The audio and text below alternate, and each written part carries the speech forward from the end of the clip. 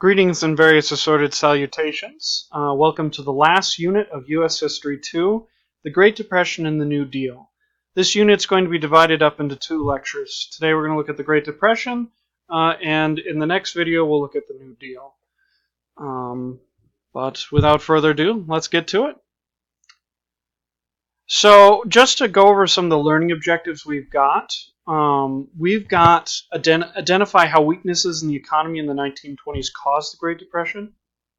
We're going to explain why the stock market crashed in 1929 and the crash's effect on the economy. We're also going to describe how the Great Depression deepened in the United States and spread overseas. And lastly, we'll identify the causes of the Great Depression and discuss how historians differ about them. Alrighty. As always, we've got some key terms. The Quizlet link is in the description below. It's also up there on the screen right now. But what we've got are the following terms: business cycle, speculation, Black Tuesday, Great Depression, Hawley-Smoot tariff. I may have mispronounced that. Breadlines, Hoovervilles, Dust Bowl, Okies, and movies in the 1930s. Most of these terms, if you had to divide them up, a big portion of them are economic concepts, and then some of the other ones are kind of effects of the Great Depression. So those are, if you're trying to sort the terms out into categories, that would be kind of the two categories that I sort them as. You may have other ways of sorting them. Vocabulary learning is one of those things that you kind of pick up and figure out your own method to. Anyways, you're going to see a lot of kind of haunting pictures. You see very capable individuals simply unemployed due to the economic conditions. The Great Depression was rather non-discriminant, but it hit the lowest portions of society the hardest. And it brought a lot of other people low. So first we have to look at the hidden economic problems of the Roaring Twenties, because while the Roaring Twenties was an era of unprecedented growth, there were some underlying problems that really only become apparent, well, now that we're looking back on them. Because many people were very optimistic about the future in much of the 1920s. And then in 1929, the bull market crashed and shifted into what we call a bear market, which was detailed, I believe, in the last video on the 1920s when we were talking about the economy. Anyways, what happens is the stock market crash really is a turning point, and from there the U.S. economy starts to go down. But let's look at some of the signs. Some of the signs that are really important is President Hoover's in office, which you don't need to worry about that right now. But one of the things we have to keep in mind is in the 1920s, the prosperity was isolated to the cities of America. The farms of America were facing horrendous challenges.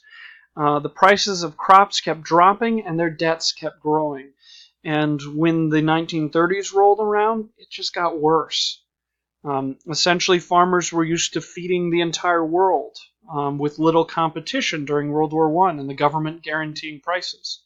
And in the 1920s, they lost the guarantees and the rest of the world switched back to growing their own food. Another thing we saw happen is that the rich and the poor, there was a wide gap between the two,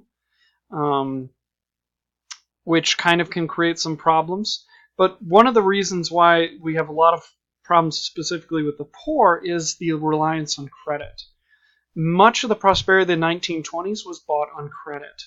People could afford these things as long as they had the job to continue paying the monthly payments for that refrigerator or that other appliance like the vacuum cleaner. When unemployment rose, when the economy destabilized, people couldn't maintain those payments because living on credit is a challenge. You have to be very careful to not take on too much credit, and a lot of credit calculations depend on you, well, keeping your job, which in an unstable economy like the Great Depression, keeping your job or maintaining the same amount of pay was always a concern. And so the 1920s kind of set up the 1930s. Americans were filled with optimism built on money they didn't have necessarily for many Americans. But, no. Here's kind of some pictures of different families. But the income distribution, now the textbook will play out into more of this economic distribution. Essentially, 5% of the people, 5% of the money was controlled by a small portion of the population. This is important for creating situations of instability, but this alone is not a cause. Likewise, buying on credit is not a cause in and of itself. The Great Depression, we'll talk about it much later, is a combination of really unfortunate variables coming together and creating the Great Depression. But let's roll on. So, the stock market is the starting point for most people's understanding of the Great Depression. In 1929, some economists kind of observed that, stocks keep going up and up and up and up and up. And this is based entirely on confidence. It's kind of hard to explain, but essentially, some portion of stock value, the value of stocks, is based on what people think it's going to do.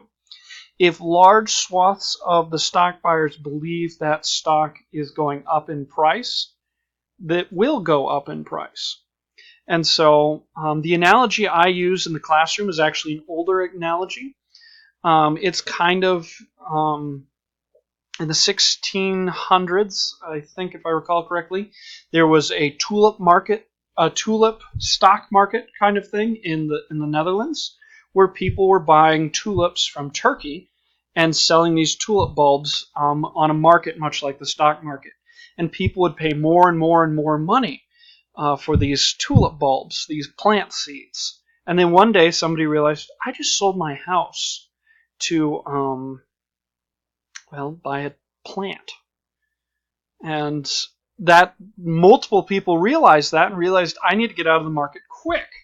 And so they started selling off their tulip bulbs. And how supply and demand works is if tons of people are selling and a lot of people aren't confident that buying those things is a good idea, they're not going to buy those things and the prices are going to drop lower and lower and lower. And so that's kind of what happens in 1929 is people start to realize that a lot of the money in the stock market, a lot of the stock value is based on the belief that the stocks will go up. And so kind of people had pessimism about it and started pulling out. It turned into a flood, and it dropped the values of everyone's stocks. And this is kind of one of those things that you don't necessarily hear about in economists' views. But one of the tricky parts you have to realize is if you can think of something, somebody else can think of it. And so when this panic, this selling off of stocks started, most people were not quick enough to catch on before the others. And so that's one of the challenges you run into with like stock markets or many things is you can have a great idea, but that doesn't mean you're the only one who can think of it. And often, unfortunately, you may not be the first. And for most people in 1929 and that fateful October, they were not the first.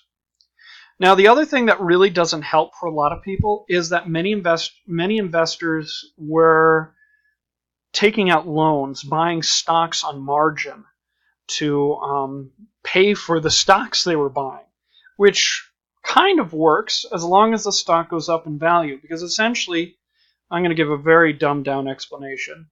But what people would do is they take out a loan on a stock, and then once as the stock profited, that would pay off the loan. And then after the loan was paid off, then you made profit on the stock. And well, if you're investing in 1920 and up through 1929, at least until the crash, this was a relatively safe move. The problem is, though, is you were living on money you didn't necessarily have yet, or may not have gotten. And so many people who were involved in the stock market took very high risks in the 1920s, and that hit them hard. But here's some scenes of the stock market crash on October 29th, 1929. A dark day for Wall Street. But Now, the crash of the stock market is important, but it isn't necessarily the thing that drags everyone down. The thing about the stock market is there's actually not a lot of people who invest in it. There's a lot of people who invest a lot of money, but most people aren't investing money in the stock market. What really starts to drag things down and create the Great Depression, which lasts from 1929 to 1941, is that unemployment came in. Part of this came through the banks. Essentially, what we have happen is a bank failures across the nation. The banks were giving out bad loans. If you remember the credit, people were able to buy things on credit. Well, in this time period, in the 1920s, a lot of people were able to buy on credit, take out loans on credit, buy stocks with loans on credit. And people weren't necessarily looking, the banks weren't necessarily looking and saying, is this a good investment? They were saying, oh, we can make some money off of the interest you're paying off that loan. And so many banks took big risks. And the thing about risk is sometimes you can get a good payoff, but other times big risk also equals big consequences, damaging consequences. And so what we see with the bank failures is the banks start to realize that people aren't paying off their loans. And so they withdrew money from people's accounts to pay off the loans, and then they ran out of money. And then they closed. And in this time period, there's no such thing as the FDIC, which we'll hear about in the next unit. And so what happened to many people is they'd go to the bank one day and realize, oh, the bank's closed. I lost all my money. It's gone. Now, some people figured out that, oh, the banks are running out of money. And so they would try and do a bank run where you withdraw all your money from the bank. The problem with this, though, is most people aren't the first ones to think of this. And so when people are running to the bank, a lot of other people running to the bank, and what often happened is people would withdraw their money, and then the bank would go out of business anyways. And so if you were in the wrong spot in line, you didn't win. You lost your money still. But the other thing we're seeing that combines is consumer capitalism depends on consumers consuming or buying things. And so as businesses are going under, as banks are failing, as the stock market is crashing, there's less and less demand to buy things. And so factories, which are outputting at the most efficient they've ever been up to this point, thanks to the Great War, thanks to the assembly line, those things we talked about in the 1920s. Factories are used to produce more. And what happens during the Great Depression is there's a decrease in demand. People don't buy what they can't afford, and they can't take out loans to artificially create the idea that they can afford them. And so the end result is demand plummets, and factories, to save money, they fire off workers. The ones that can't manage that go out of business. And some factories, they don't fire everyone, but they'll often tell workers, look, we can't afford to pay you, and there's just not enough demand for our products, so you're only working 2, maybe 3 days a week. And so unemployment is going to be really high during this time period, but we also have something called underemployment, where workers aren't making the full amount of money that they need to make a living. But no. There's a picture of that bank run again. This chart kind of gives you an idea of some of the things that are going on. What we see here is that banks and businesses have kind of a trickling effect. They start failing. And you might be asking, why are more banks failing in 1932 than maybe banks and businesses failing in later years? That was a bit worthy.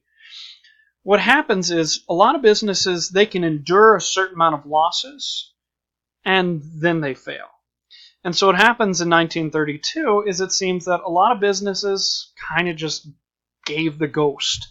They said, I can endure 1929, 1930, 1931, but 1932, it breaks them. Because companies, they can endure a certain amount of losses. It depends on how the companies run and what they're doing. But the longer the depression runs, the more damage it does. And a lot of these businesses that you see failing in the later years, they thought they could wait it out. But you can also see that people are spending less. This equals less consumption, more business failures. And of course, naturally our production overall just plummets in America. Because nobody can buy the things that are being made. So people make less. Now, one of the things the U.S. government tries to do is save American workers. And this is done through tariffs. Essentially, a tariff is a tax on an imported or exported good. In this case, what this tariff does is it taxes foreign goods being sold in America. And the goal of this tariff, the intended effect, is that the tariff will force Americans to buy local products. So instead of buying a German-made shovel, they'll buy an American-made shovel. Instead of buying an English tea set, they'll buy an American-made tea set. And the goal of the tariff is to encourage Americans to buy American and keep Americans employed. The problem is, though, is it backfires. Because all these other countries are depending on foreign goods as well. And so when they see the America put a tariff on their goods, they say, fine, we're going to put a tariff on your goods. And one of the problems that the United States had is our economy was an export economy in this time period. We depended on other parts of the world buying our stuff over their own stuff. And so when all these other countries slapped their tariffs down, global trade really slowed down because nobody was buying from anyone else and people didn't have much money anyways. And so the tariffs really, they're the government's attempt to kind of is to adjust the economy, and it backfires horrendously.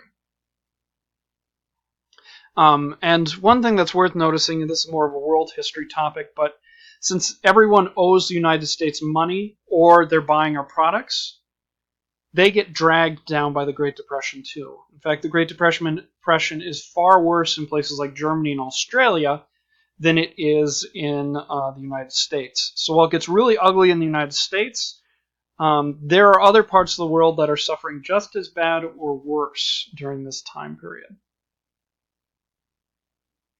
Anyways, let's go into the causes. We've already talked about quite a few causes, so this won't take long.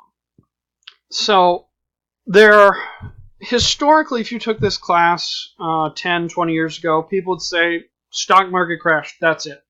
That's the cause of the Great Depression. However, various other people, historians, economists, have come along and said, you know what? The Great Depression is more complicated than one variable. And so a lot of people point to the bank run of starting in the 1930s. Unemployment reaches 25%. That definitely helps make the Great Depression run longer. It's not a cause in and of itself, but it helps keep the Depression going. You also have what we'll look at in class, the Dust Bowl. When that blows through, quite literally, that does tremendous damage to the economy as well. But the stock market crash is kind of the start, and then there's some other things that kick in as well. If you get into more detail, economist Milton Friedman believes that it had something to do with the money supply. There's some other issues going on as well. The point of the thing is the Great Depression has a tremendous impact on a lot of people, and while we have a number of causes, arguing over which one is probably the biggest is something that is in the grounds of historians to do. But no, so the big causes of the Great Depression that you need to be aware of for U.S. history too is the stock market crash in 1929 and the bank run are the two biggest causes. And we're going to focus more on the effects of what happens. So understanding it at a personal level, the credit, the unemployment, that was concerning to individuals. We're also going to look at the Dust Bowl and things like that. So it's important to know a few causes, but we're going to focus more heavily on the effects and kind of what sets up the average person to really get hit hard by the Great Depression. And I'm going to have to crack out my phrase that I use for teaching these kind of topics. Don't worry, it gets worse. So be thinking of that as we're going through the Great Depression unit. Next time, I'll talk about the New Deal. And until later.